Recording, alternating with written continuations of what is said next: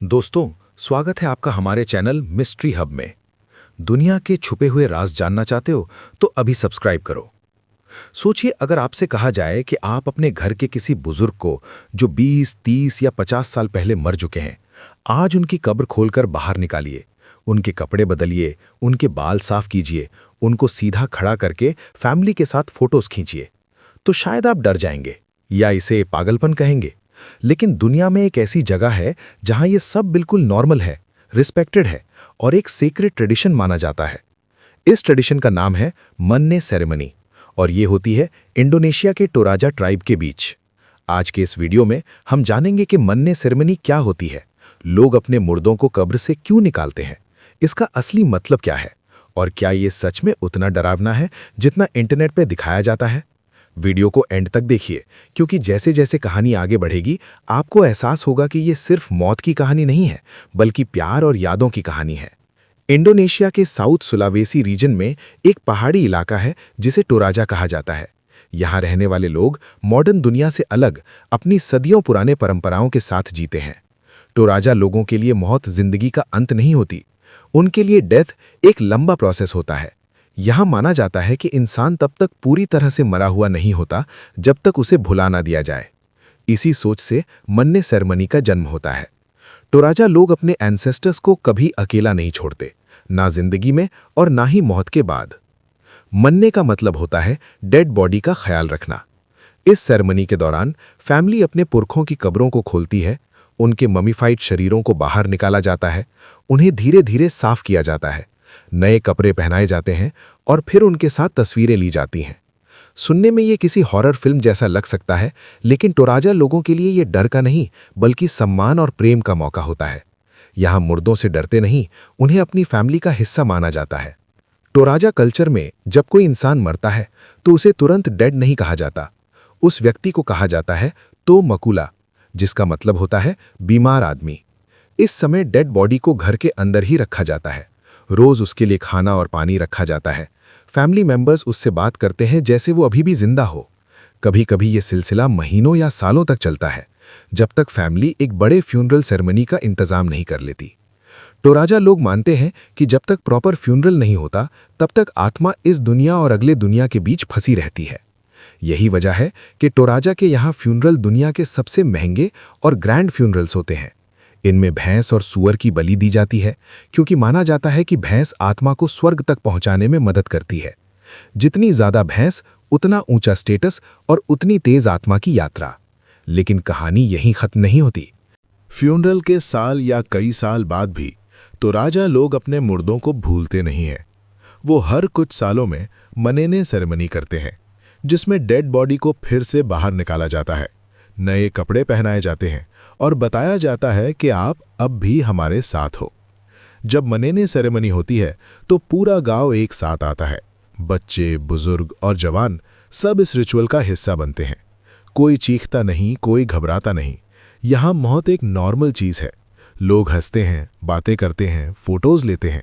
ये उनके लिए एक रीयूनियन होता है, जहाँ जिंदा और मुर्दे एक ही वक्त में मौजूद होते हैं।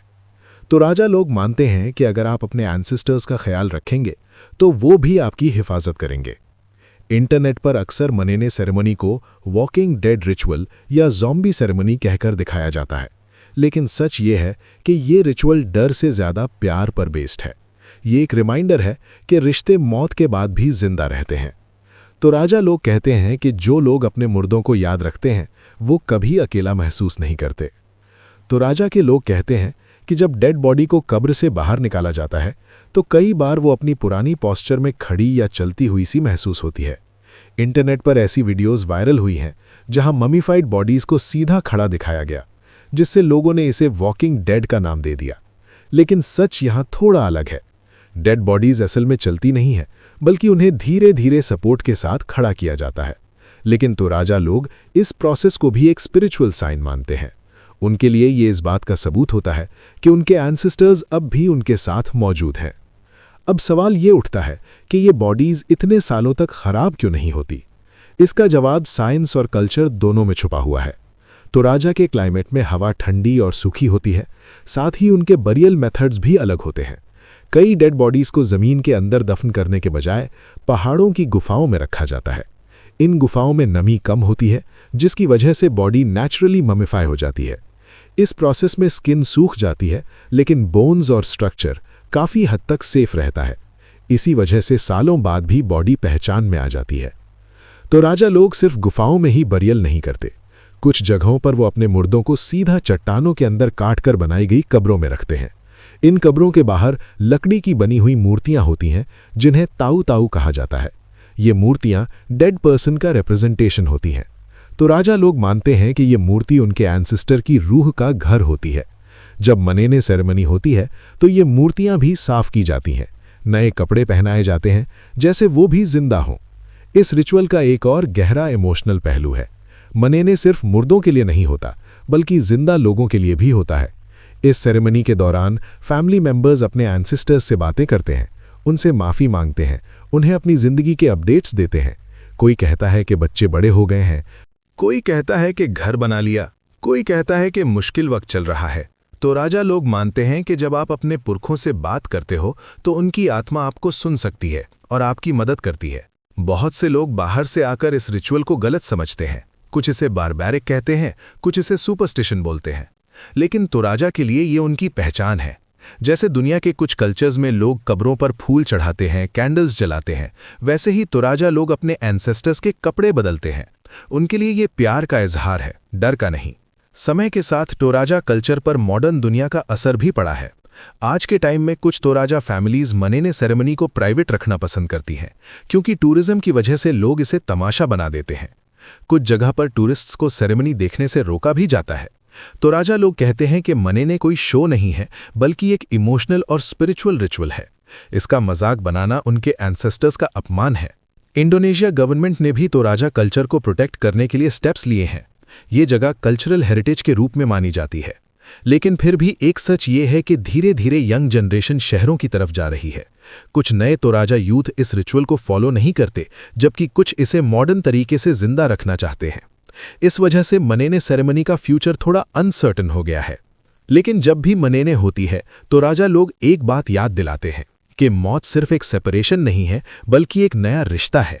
ये रिचुअल दुनिया को ये दिखाता है कि यादें कभी दफन नहीं होती। जिस तरह हम अपनी पुरानी तस्वीरें संभाल कर रखते हैं, वैसे ही तोराजा लोग अपने पुरखों को संभाल कर रखते हैं।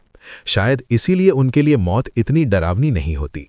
तोराजा के लोग आज के टाइम में ज्यादातर क्रिश्चियन हैं, कुछ मुस्लिम फैमिलीज भी हैं, लेकिन मनेने सेरेमनी उनके लिए सिर्फ एक रिलीजियस एक्ट नहीं, बल्कि कल्चरल आइडेंटिटी है। क्रिश्चियनिटी आने से पहले तोराजा लोग एक ट्रेडिशनल बिलीफ सिस्टम फॉलो करते थे, जिसे अलुक तो दोलो कहा जाता है, जिसका मतलब होता है पुरखों का रास्ता। इस बिलीफ के मुताबिक जिंदा और मुर्दों के बीच का रिश्ता हमेशा बना रहता है। जब क्रिश्चियनिटी और इस्लाम यहाँ पहुंचे तो तोराजा लोगों ने अपनी पुरानी परंपराओं को पूरी तरह छोड़ा नहीं, बल्कि उन्हें अपने नए धर्म के साथ जोड़ लिया। कुछ लोग मनेने सेरेमनी को शिर्क या गलत मान सकते हैं, लेकिन तोराजा क्रिश्चियन और मुस्लिम फैमिलीज कहते हैं कि ये पूजा नहीं है, बल्कि यादों का इजहार है। जैसे कोई अपने मर चुके पेरेंट्स की तस्वीर संभाल कर रखता है, उनकी कब्र पर जाकर दुआ करता है, वैसे ही तोराजा लोग उनके कपड़े बदलते हैं। वो मुर्दों को भगवान नहीं मानते, बल्कि उन्हें अपना हिस्ट्री और अपनी रूट समझते हैं। इसी वजह से उनके लिए मानने फेथ के खिलाफ नहीं, बल्कि फैमिली के हक में है। फिर भी ये बात सच है कि हर तोराजा फैमिली मानने सेरेमनी फॉलो नहीं करती। कुछ लोग इस रिचुअल से दूर रहना चाहते हैं, खासकर वो जो शहरों में रहकर मॉडर्न लाइफस्टाइल जीने लगे हैं। यंग जनरेशन में इस बात पर डिबेट चलती रहती है कि क्या इस ट्रेडिशन को आगे बढ़ाया जाना चाहिए या इसे सिर्फ हिस्ट्री का हिस्सा बना देना चाहिए। कुछ जवान कहते हैं कि दुनिया हमें गलत नज़र से देखती है, जबकि कुछ कहते हैं कि अगर हम अपनी पहचान छोड़ देंगे तो हम तोराजा ही नहीं रहेंगे। अगर आप तोराजा विजिट करते हैं तो आपको याद रखना होगा कि मानने सेरेमनी कोई टूरिस्ट अट्रैक्शन नहीं है, ये एक प्राइवेट फैमिली रिचुअल है। बिना परमिशन फोटो लेना, वीडियो बनाना या हंसना बहुत बड़ा अपमान माना जाता है। कुछ टूरिस्ट सिर्फ थ्रिल के लिए यहाँ आते हैं, लेकिन तोराजा लोग उन्हें पसंद नहीं करते जो इस सेरेमनी को हॉरर शो समझकर देखते हैं। अगर आपको किसी फैमिली ने इनवाइट किया हो, तभी आप इस रिचुअल का हिस्सा बन सकते हैं, और वो भी पूरे रिस्पेक्ट के साथ। मानने सेरेमनी यूजुअली हर साल नहीं होती, ये अक्सर 2 से 3 साल या कभी-कभी इससे भी ज़्यादा टाइम के बाद होती है, जब फैमिली डिसाइड करती है कि एंसेस्टर्स को याद करने का वक्त आ गया है। सेरेमनी के दौरान कोई रोता नहीं, कोई चीखता नहीं। ये एक शांत और इमोशनल पल होता है। लोग अपने पुरखों को धूप में रखते हैं ताकि कपड़े बदलने के बाद बॉडी को नुकसान ना हो। सब कुछ धीरे और संभाल कर किया जाता है। इस रिचुअल का एक साइकोलॉजिकल इफेक्ट भी होता है। टोराजा लोग कहते हैं कि मानने उनके लिए हीलिंग का जरिया है। जो दुख उन्होंने मौत के वक्त दबा दिया था, वो यहाँ आकर बाहर आता है। वो अपने एंसेस्टर्स से बात करके दिल हल्का करते हैं। इस वजह से उनके लिए मौत एक ट्रॉमा नहीं बल्कि एक्सेप्टेंस बन जाती है। शायद इसीलिए टोराजा कल्चर में डेथ डिप्रेशन का कॉन्सेप्ट बहुत कम है। आज के टाइम में सोशल मीडिया ने मानने सेरेमनी को दुनिया भर में फेमस बना दिया है, लेकिन साथ ही मिसअंडरस्टैंडिंग्स भी बढ़ा दी हैं। लोग सिर्फ विजुअल्स देखकर डिसीजन ले लेते हैं बिना कॉन्टेक्स्ट जाने, जबकि असल सच ये है कि मानने सेरेमनी मौत का सेलिब्रेशन नहीं बल्कि जिंदगी का कंटिन्यूएशन है। ये बताती है कि इंसान मरकर भी अपनी फैमिली का हिस्सा रहता है। अगर आपको ऐसे ही रहस्यमय कहानी पसंद है तो हमारे चैनल को सब्सक्राइब करें और वीडियो को लाइक करें।